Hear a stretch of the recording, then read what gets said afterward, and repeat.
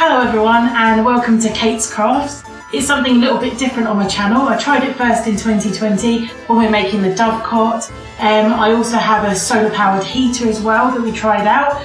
Those videos seem to be getting the best views, so I thought today I'd show you how to make some creepy cards. Now these are perfect for Halloween. You can make them with your children, you can send them to friends, or they might even be good as clues on a scavenger hunt. So let's show you how to make them. For today's craft, you're going to need some dark coloured card, either really dark blue, purple or black. You'll also need some pens or pencils that will show up. So I'm using metallic marker pens, but you can also use white pencils, chalk or pastel. The last things you'll need is a pair of scissors and a glue stick. If you are using white marker pens, sometimes they don't always show up and they might look like a wet line. But the good thing is, if you leave it to dry for a few moments, you'll see that it goes a really nice chalky white colour. It's best to try out all of your colours first, just so you know which ones you want to use for your project. Next, take your piece of card and fold it over to make a traditional card shape. The first picture I'm going to draw is a simple ghost. Now, like I said, it's a little bit strange using the white marker pen that I've got because it looks like there's just a wet trail being left behind.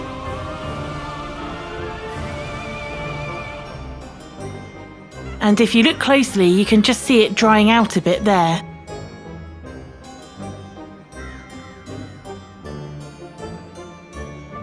Now, at the moment, my little ghost looks a little bit more like an octopus than a ghost, so I'm just going to change that by giving him some really big oval-shaped eyes and a great big smile, so he looks a bit more like Casper the Friendly Ghost. Now, the great thing about using dark coloured card or paper for the background is that you can make these negative drawings and they look really different to the usual things that you see every other day of the year. There's my little ghost, he's just saying boo. If you want to add some extra details, you can always try colouring in your ghost. I'm just going to do the bottom of his floaty bits, so it looks like he's been sitting in some water. Now you can really do what you like here. You could colour the whole ghost in, you could give the ghost some eyelashes. I'm going to add some water droplets, so it really looks like he's just come out of a freezing cold puddle. I'm also going to give him some arms because after all, most ghosts were human beings. So let's give him some arms and some little fingers on his hands.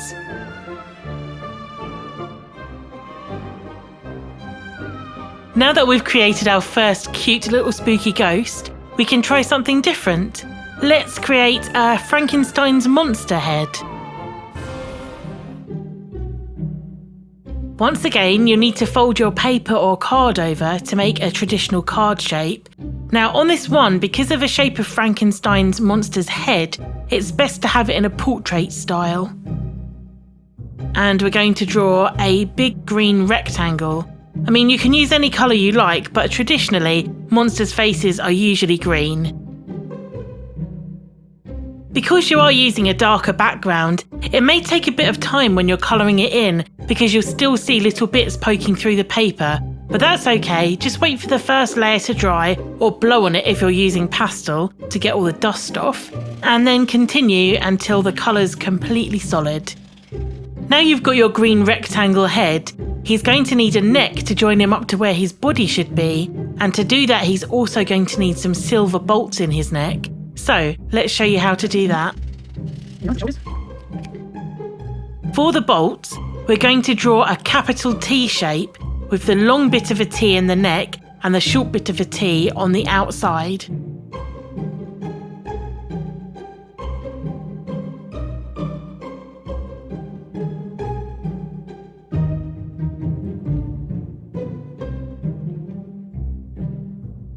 Because he's a scary monster, we're going to give him some really crazy, tufty, scary hair. Some good colours to use because it's Halloween are purples, greens, oranges and blacks, and obviously white for the ghost too. Wow, he looks really gruesome. Let's give him some tufts of hair coming out there.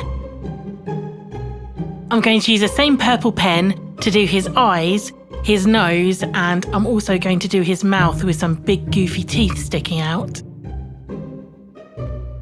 And there we have it, your spooky, smiley Frankenstein's monster's head.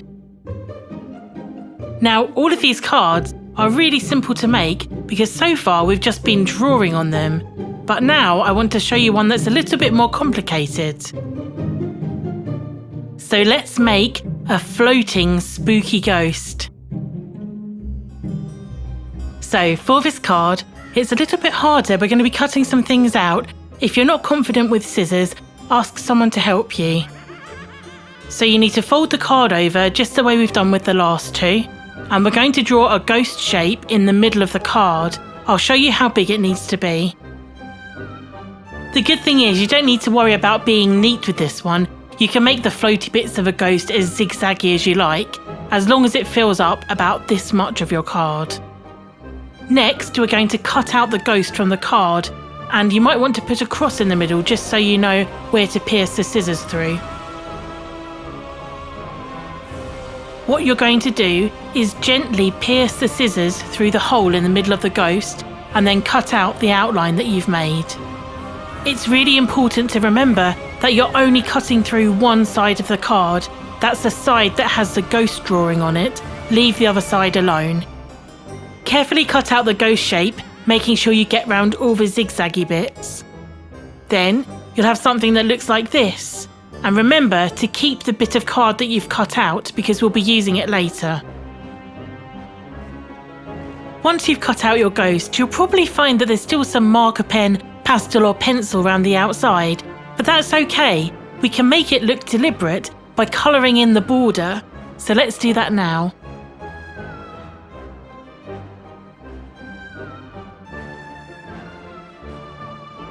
Oh no, I didn't realise I'd knocked Bracken Bunny over. Let's put her back next to the snail. You're probably wondering, what do you need to do with this cut out bit? Well, you're going to need to take another bit of card or maybe a piece of white paper, which is what I'm going to use, and then we're going to use the cut out bit as a template on that piece of card. Using your cut out ghost as a template, draw around it using a darker coloured pen so you can easily see the outline. This is just step one, because remember, if we cut this out as it is and then put it back against a hole in the card, it's going to fit exactly and it's not going to be able to float around. Step number 2 is drawing within the outline that you've already made. So all you need to do is draw around, leaving a little bit of a gap. I'll show you what I mean here. Step 3, really carefully cut the smaller inner ghost out. The reason you have to be careful is that this is going to be the final ghost that fits inside your card, so you need to make sure it's nice and neat. Don't worry if it takes a couple of goes. There you can see I've cut it out as neatly as I can, and if you put it back within the card, you can see there's that gap, so there's lots of room for it to move around. So here is my completed cut-out ghost. I just added some extra decorations like eyes and a couple of dots and a little mouth to make him go woo. I'm sure you're wondering, how is the ghost going to hang? There's a couple of ways you can do this. If you have some string to hand or a piece of cotton, you can cut that out. But what I'm going to do is use a bit more of the cardboard that I've already got and cut a small strip. Turn both the ghost and the card over so it looks like this. We're going to attach the small strip of card here. You just need to be careful when you're placing the card and gluing it down because you want enough room for your ghost to float around.